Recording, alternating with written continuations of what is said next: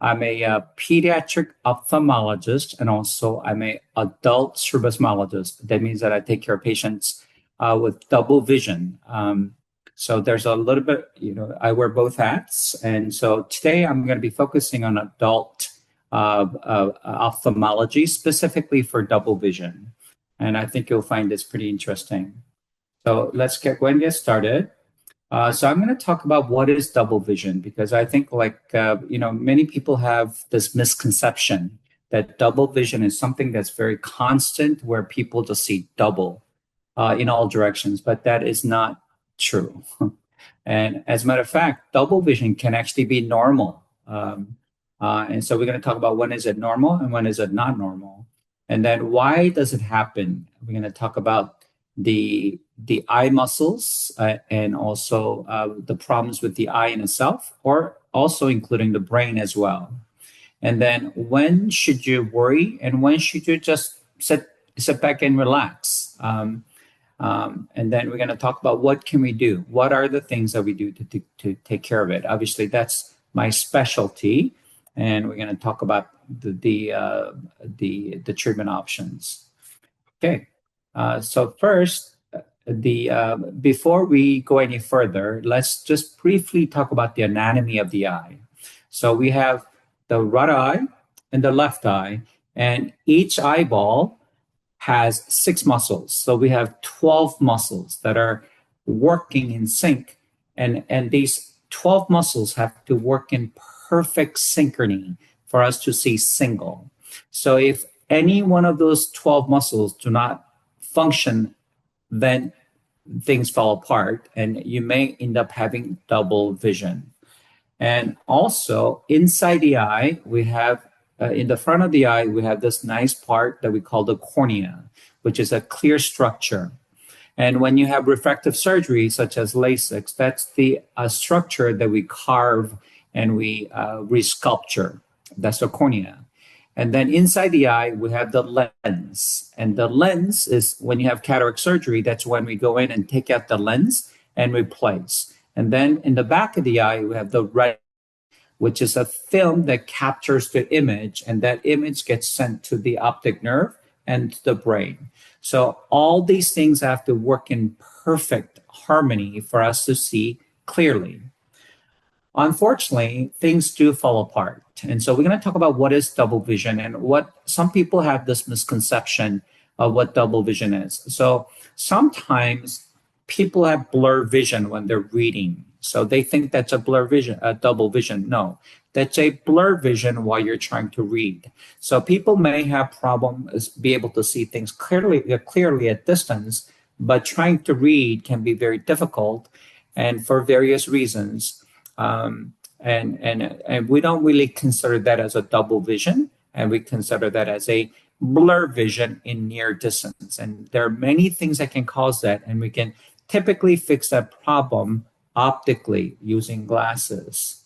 And sometimes you may be able to see things clearly at near, but when you're trying to look things far away, things may become blurred or and that blur vision, some people may consider that as a double vision. But again, there's a distinct difference between a blurred vision versus a distinct double vision. We're going to talk about that in just a little bit. And also, when you have double vision, you may see double vision sometimes for close, sometimes far, as you can see here. And it's a very debilitating. And this is most people who have double vision. Sometimes it can even cause nausea, and they throw up just because it's just so much. And sometimes they can have headaches trying to reduce the double vision. And for some, they may actually see perfectly single, but then when they try to look in side gazes, for example, like when you're looking straight, you may be okay, but when you're trying to look to the left or right, then you may see double or blur vision, and then you have to refixate to see things clearly.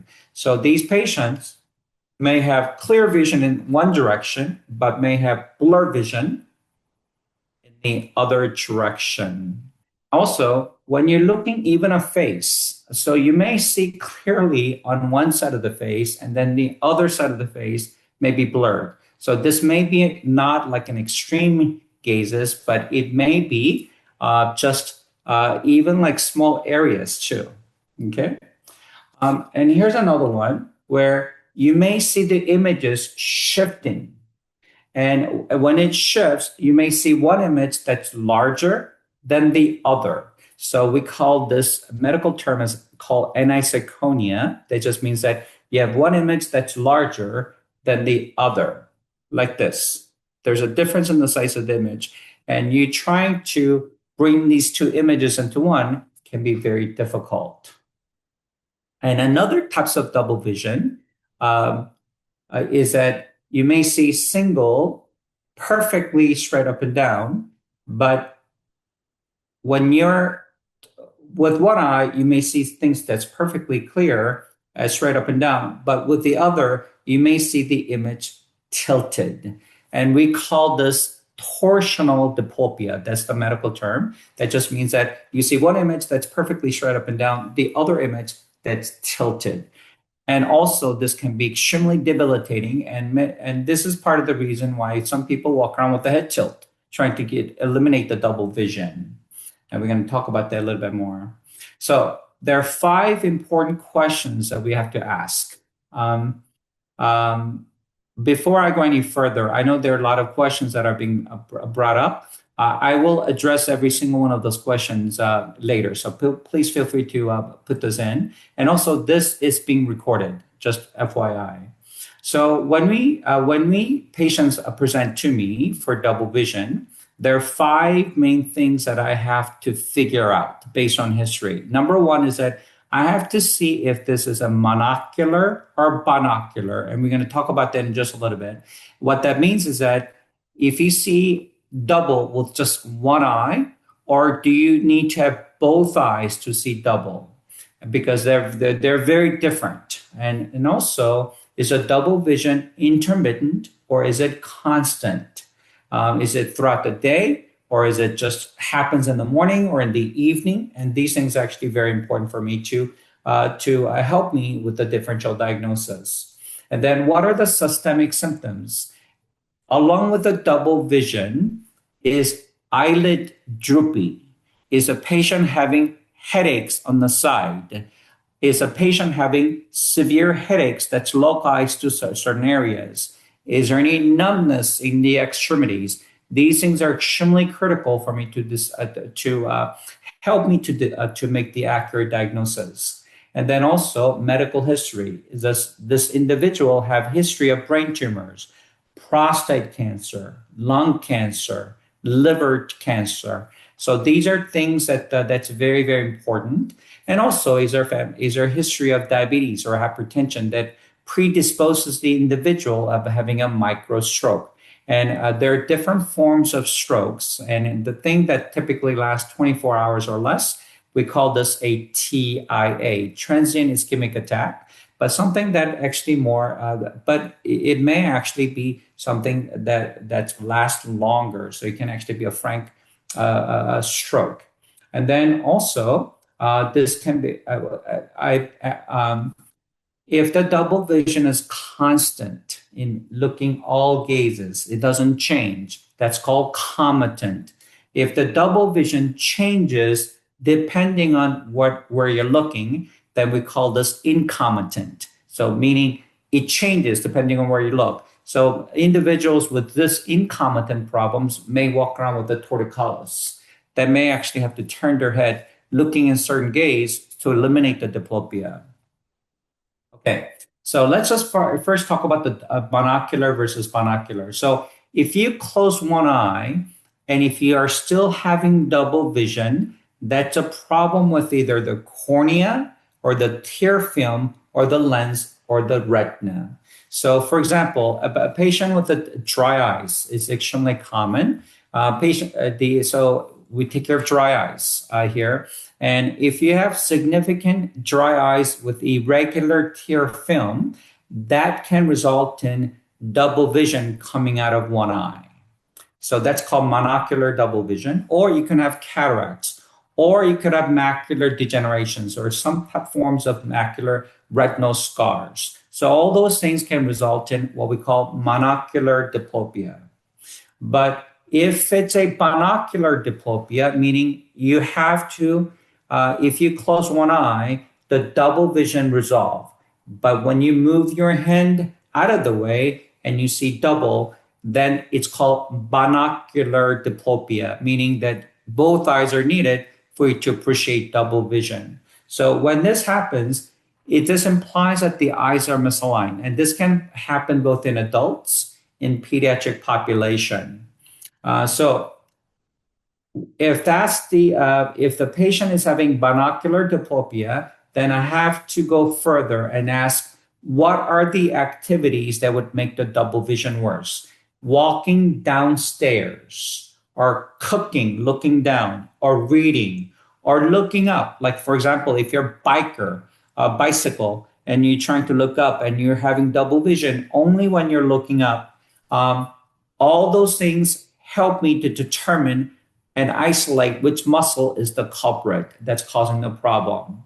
And also, does this happen early in the morning when you wake up? Or is it something that happens late in the day after you had a full day of work?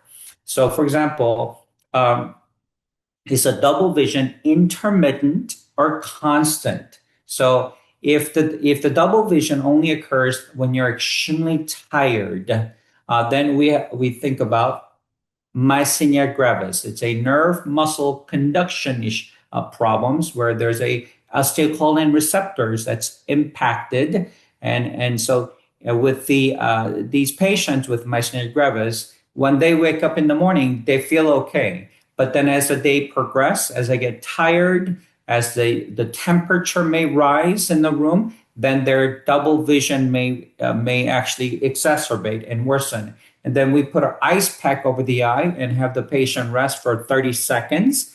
And then the double vision resolves. And also they may actually have a little bit of droopy lids. And if that resolves, then we made the diagnosis of myasthenia gravis. But also in patients with mini strokes, we just talked about TIA, transient ischemic attack. So just like the term says, the double vision may come and go and come and go. So these are warning signs that you could end up having a major strokes. So if you're having double vision that's recurring over a couple of days or so, this is something that it's a warning sign. It should be looked into further. And also, comitant. Is a double vision constant in all gazes, or does it change depending on where you look? In general, the rule of thumb, just rule of thumb, is not a hard rule. The rule of thumb is that if the double vision is constant, meaning comitant, it's usually not as concerning because this is a double vision where the eyes are misaligned, but it doesn't change. Regardless of where you look. So when you have a comitant double vision, that is something that we're not as is not as urgent or emergent that we have to address right away. So this type of comitant strabismus can occur from decompensations of controlled what we call controlled phoria. It just means that you could have been born with weak muscles, or one of the 12 muscles just could have been weak. And over time, it just decompensated. And when it decompensates, the eyes actually tend to stay in all gazes in equal amounts. So these patients with comitant strabismus, we're not as concerned. However, if you have incomitant, meaning like depending on where you look, your double vision change, this is something that we're more concerned. Sometimes it's urgent and sometimes it's emergent. And we're going to talk about that in just a little bit. So here's a patient. As you can see, when patient is looking straight ahead, you can see the left eye being higher than the right eye. But then when patient looks up, that difference gets even greater. And then when patient is looking down, it becomes almost aligned. So whenever there's this type of change that's that's variable, then we have to investigate further. So, for example, like this is a young man who was involved in a accident, fist fight, and you can see like but this portion right here that I'm pointing to. There's an orbital floor fracture. So um, this is a this is where the muscle that's underneath here that we call inferior rectus muscles can get trapped. So when patient is trying to look up, here's a patient trying to look up, and you can see the left eye looking up, but the right eye is just stuck in place because that inferior rectus muscle is just entrapped. That it's because of the floor fracture is not allowing the muscle to move upward. So that is a sign that patient has a orbital wall problem after a trauma. Here's a patient with one eye that's bulging. You can see how on the left eye, you see how the palpebral fissure is larger. So this is a sign that the eyeball may be bulging. And so when the eyes is bulging and with the eyelid retracting, this sometimes this is a sign of a Graves' ophthalmopathy, meaning a thyroid disease that can impact the eyes with the lymphocytic infiltrations of the muscles, extraocular muscles, that can cause concomitant strabismus. So but also various types of tumors, like, for example, cavernous hemangiomas, capillary hemangiomas, various types of vascular tumors, solid tumors like a rhabdomyosarcomas can infiltrate into the orbit, and that can cause the eyes to bulge and cause misalignment. So, but those are some of the things that we have to think about. And also, especially if a patient has a history of cancer, then I have to always think about metastatic tumors, especially the breast cancers. The breast cancers can metastasize to the orbit, and that typically causes the eyeball to retract. It causes enophthalmos. And here's a patient with the brain tumor, as you can see here, involving the brainstem. So these patients can have a third, fourth, or sixth nerve palsy. That's just one of the 12 cranial nerves that starts from the brainstem. So when they have the third or fourth or sixth cranial nerve palsy, that can cause the eyes to misalign. So this is a brain tumor or aneurysms or that can result in double vision. Now, unfortunately, cataract surgery the various surgeries can cause double vision. Cataract surgery can cause double vision in many different ways. One is that sometimes with the cataract surgeries, we inject what we call retrobulbar or peribulbar, and we inject the medications behind the eyeball. And sometimes these medications can be toxic to the muscle, and they can cause the misalignment. Also, if you had severe cataract in one eye and you weren't able to see, but you had an underlying misalignment or strabismus. Remember, the strabismus means misalignment. Misalignment, that is what causes the double vision. So if you have a strabismus, if you had strabismus prior to surgery, but because of the cataract, you weren't able to see you weren't able to appreciate the double vision. Once they remove the cataract, now they can appreciate the double vision. So the cataract surgery didn't cause it. It just it brought out the problem that was buried and make you appreciate the double vision. So this is something that we need to address. Okay. Also, a glaucoma surgery. Sometimes we put a shunt to reduce the intraocular pressure, but that shunt occupies a certain space and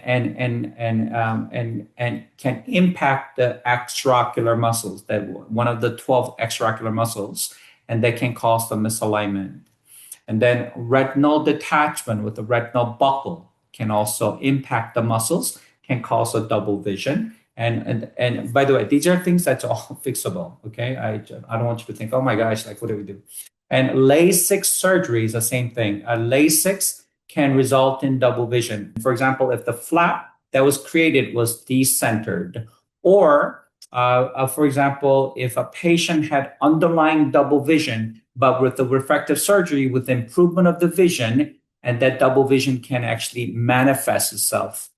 And also pterygium surgery. And unfortunately, we live in a desert area, and sometimes this conjunctiva can grow over the cornea through this plastic process. And then when it does that, we have to remove the conjunctiva. But unfortunately, the muscles are underneath the conjunctiva. And if these muscles are damaged during the surgery, then that can result in double vision that needs to be addressed.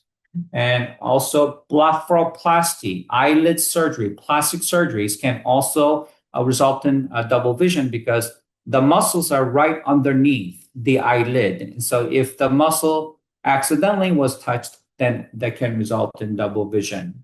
And here's a patient who had sinus surgery. The patient had extensive ethmoid sinus infections, and the sinus had been drained. But unfortunately, as you can see here, the medial wall, the orbital wall, had been violated. So if that wall is violated, that wall is called lamina propria. It's a very thin, it's a paper thin layer. And if that gets violated, and if that roto-rooter, the machine, touches the muscle, they can transect the muscle and cause the eyes to drift. And that's so sinus surgery can result in double vision as well.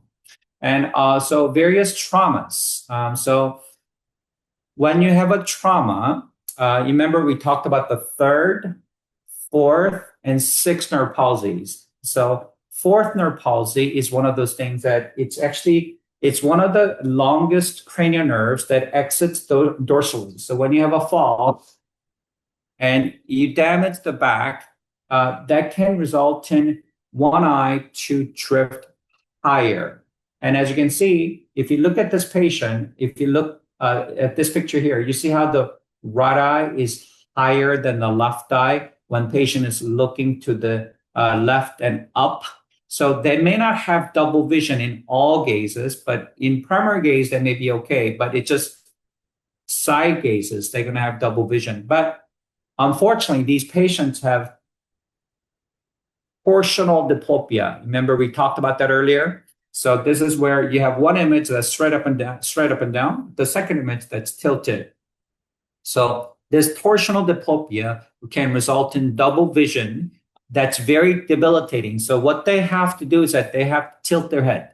So that's called fourth nerve induced torticollis. So these patients have to, as you can see in this picture, when patient is tilting the head to the left, the eyes look okay, but when patient tilts the opposite direction, you see how the right eye goes up higher.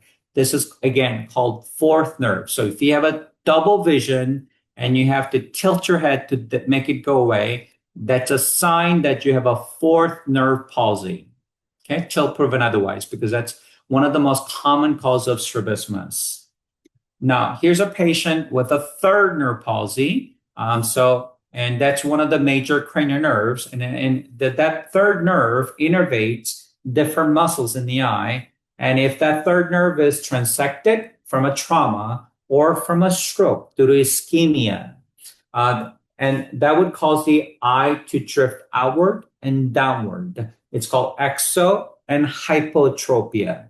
And so, and then that particular nerve also innervate the upper lid. So these patients will have droopy lid as well. And then also, if the patient has a tumor that's compressing on the third nerve, please remember what I said, okay? So if you have patient with a droopy lid, with the eyes drifting out and down, I want you to lift that droopy eyelid and look at the pupil very carefully. Look at the pupil. If that pupil is dilated, if it's larger, if one pupil is larger than the other, that's a sign of a aneurysm, till proven otherwise, brain aneurysms, and that needs to be diagnosed right away. So now that makes it emergent. So that converts the situation from urgent to an emergent situation. So in other words, if you have double vision with pupil involvement, that becomes an emergent situation, okay? All right. So how do we treat these patients? So one option is that just chill the double, you can wait it out because as I've told you, TIA, it's a transient ischemic attack. So if you have a TIA, then you just wait it out. Just see, and they do tend to gradually get better. So you may have to patch one eye. Other option is that we can grind prisms into the glasses. These prisms, what it does is that it bends the light. So when you have double vision like this, we can place prisms into the glasses so that double vision would be alleviated where these two images will become one. Now, we're not getting rid of the problem completely. We're just covering up the problem. Again, you're trying to buy some time to alleviate the double vision because it's very, very debilitating. I mean, try to imagine you seeing two husbands, two wives, two sets of kids. I mean, it's they're miserable. And I could totally and empathize with what they're going through because I place prisms over my glasses and I tried to see if I could deal with double vision just for even for 5 minutes. I couldn't do because it was giving me headaches. So another thing is that about 100 years ago, these temporary prisms called Fresnel prisms were developed in France. This was actually used initially for the lighthouses to convert the light, to send this light to further away. But anyway, these Fresnel prisms were modified and now they're placed on glasses. So nice thing about these Fresnel temporary prisms or Fresnel prisms is that unlike these ground-in prisms, we can add it to your glasses. And this takes us 5 minutes and we could do this right in the clinic. Also, we can use Botox, botulinum toxin. Now, Dr. Alan Scott, years ago, 1980, he developed he found that the Botox helped with the double vision by injecting into the muscles. As a matter of fact, please quote me on this, okay? The Botox was actually initially developed for double vision, not for wrinkles, not for headaches, not for migraines, not for muscle spasms. It was actually developed for double vision. So he was a strabismologist like myself, and he came up with the idea that the Botox can be injected directly into the muscle to help with the double vision, and this is something we do quite frequently. Then sometimes we have to do surgery. Why is this? Because remember I just told you, if the double vision is temporary and it goes away, it's great. But if it does not go away, it becomes more permanent. From thyroid ophthalmopathy, from a stroke, from myasthenia gravis, it doesn't resolve. Optic neuritis, even temporal arteritis. These things can be temporary, but if the double vision does not go away, and we watch it for about 6 months, and then if it doesn't go away, then we would go in and take care of the double vision surgically. Also, if the prisms are too heavy, if it's unbearable, then what we do is that we inject Botox, botulinum toxin to the muscles to reduce the amount of prisms that the patient would need to help them with the double vision. Also, if your double vision, it has a torsional component. Unfortunately, with prisms, you can only move the image up and down, side by side. There's no way of untilting the image. So this untilting the image can only be done surgically. So what I would have to do is that I would have to grab onto the muscle and I have to rotate it to help with the double vision. So how do we do this?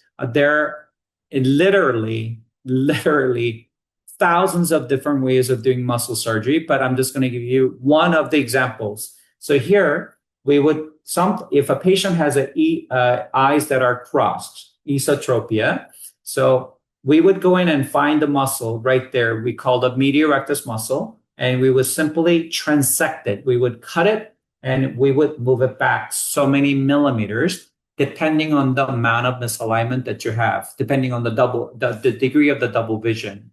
And then we can quantify, and then we can move the muscles. to help with the double vision. Again, there are many different ways of doing the surgery. For example, if you have a scleral buckle that's causing the double vision, sometimes we may have to remove a portion of the buckle to alleviate the double vision. If you had a shunt, sometimes the shunt needs to be revised or removed to help with the double vision, or has to be moved to a different location. So there are many different ways of doing the surgery.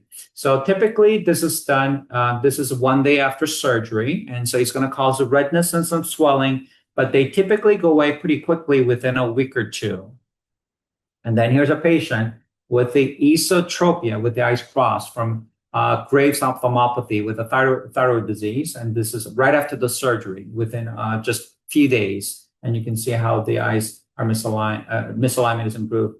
Here's a young lady who's a nurse with the eyes misaligned. And so this is just 2 weeks after the surgery. And here's another patient with the eyes are drifting out. Eyes were drifting out from actually a brain disorder. It was this is a patient with a brain tumor, but the brain tumor was addressed and it was resected, but unfortunately it's double vision left. So this is after surgery, we can correct the double vision this manner. Now, this, of course, does not happen just in adult patients. It can occur in pediatric patients. Sometimes babies can be born with brain tumors or can be born with various problems with eye muscles and have misalignment this way, and that can be corrected as well. Okay, I hope you guys enjoyed the talk. Thank you.